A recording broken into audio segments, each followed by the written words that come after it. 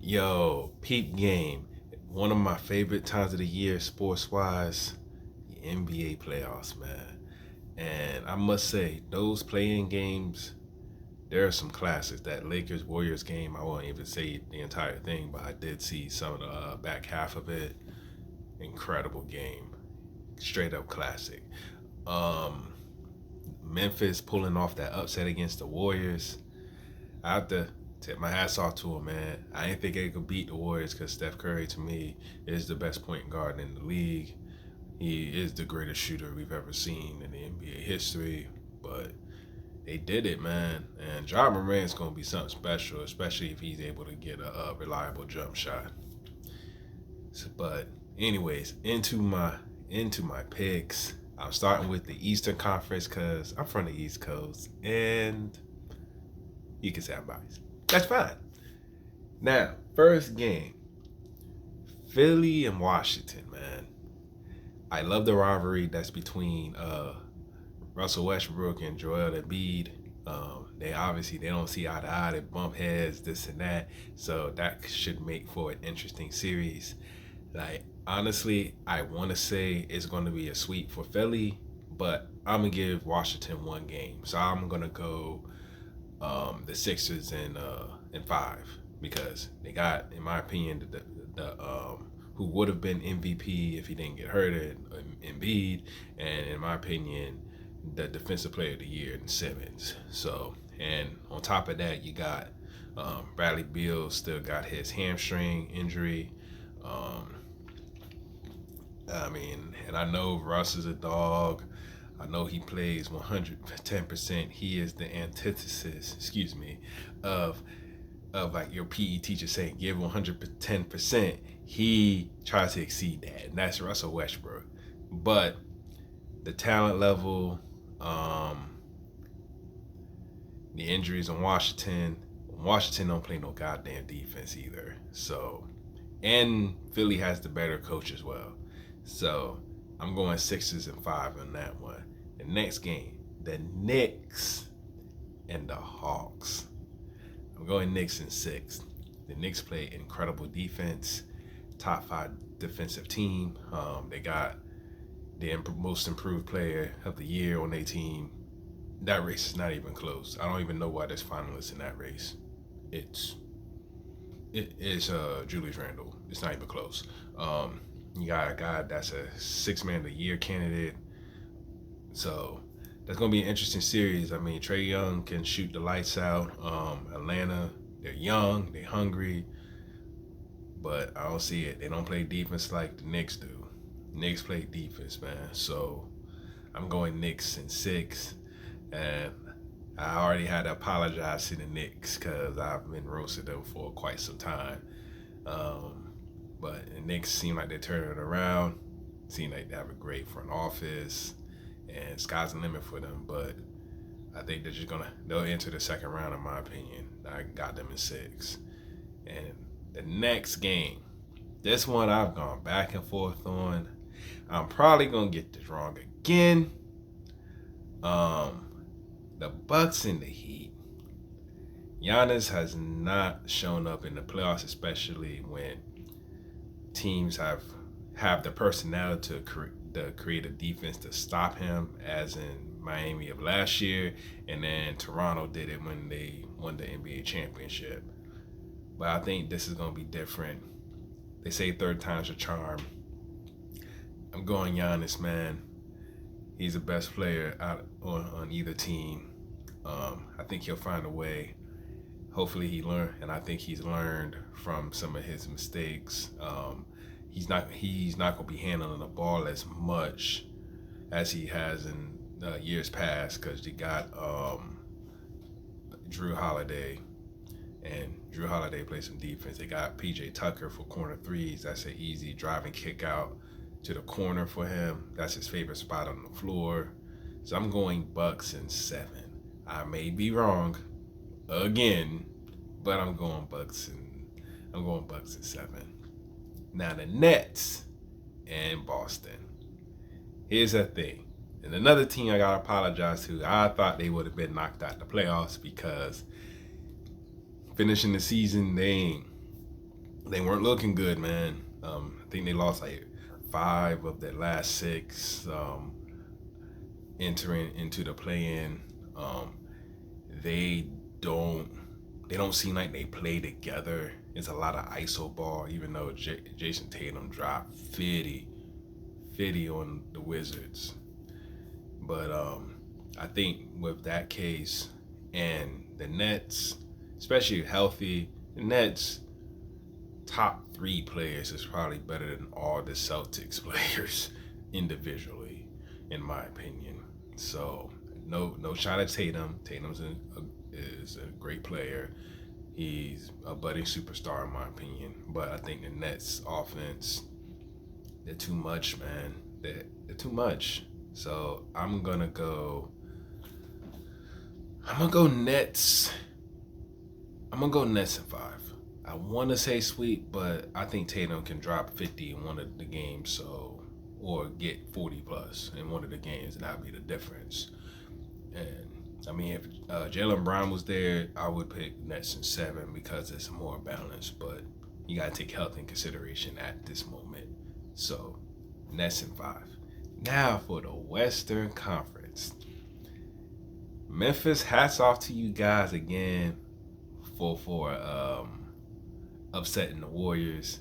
They played great defense. Them boys were hungry. Ja Morant, he get a jump shot, man. I'm gonna probably keep saying this until he gets a consistent jump shot. Oh my lord. With his athleticism, his willingness to play defense, his willingness to pass, oh man, that boy gonna be something else. And he's what, 22, 21? Jeez. But having said all that, the Jazz and the Grizzlies. To me, there's absolutely no way, in my opinion, that the Grizzlies can win 2 games against the Jazz on their home floor, to make it interesting. They're a little young, and because I think Mitchell's dealing with the injury, he's like day to day. If it weren't for that, I probably would pick the Jazz to sweep. But I'm going Jazz in 5. They shoot well. They got great rim protection. Ja Morant's a penetrator. So that's like Rudy Gobert being a Defensive Player of the Year candidate. I think that's going to neutralize, hit Ja Morant's effectiveness on the game. So Jazz in 5. The next game, the next series. Oh my goodness. Oh man. The Clippers and the Mavs. I know there's been rumors that people say, oh, they didn't want to see the Lakers, all that, whatever. Like, I'm not gonna confirm, deny, none of that. I'm not gonna even get into that conversation. You know what I'm saying? But the Mavs, Luke is something else, man. And I don't trust Playoff P. Now Playoff P comes alive. It's played like in this series like he did in the regular season. This could be a sweep. However, because I don't trust Paul George, I don't fully trust the chemistry of the Clippers. And Luka, he seems like he got the answers as far as their as far as the Clippers defense goes, And like the Clippers, I know they got Rondo, thank goodness. Boy, they needed him because Patrick Beverly is not a starting point guard. He's just a defensive player. That's it. And that's my opinion. He can hit threes here and there, but I remember Rondo steps his game up in the playoffs. So I'm taking that into consideration. I'm gonna go what the series went last year. I'm going Clippers in 6. And we'll see what happens. And also, I don't trust Porzingis because Porzingis seems like he be made out of glass sometimes. No offense, he's a solid player, but ignoring health considerations, I'm still gonna go Clippers in 6. All right, next motherfucking game, Denver and Portland. In my opinion, if it's Dame time and Dame time is uber consistent, he dropping 45, putting up Jordan numbers as far as scoring during like Jordan's younger days. Portland can win this series. Having said all that, I'm going to Nuggets, man. They got the MVP in my opinion. Michael Porter Jr.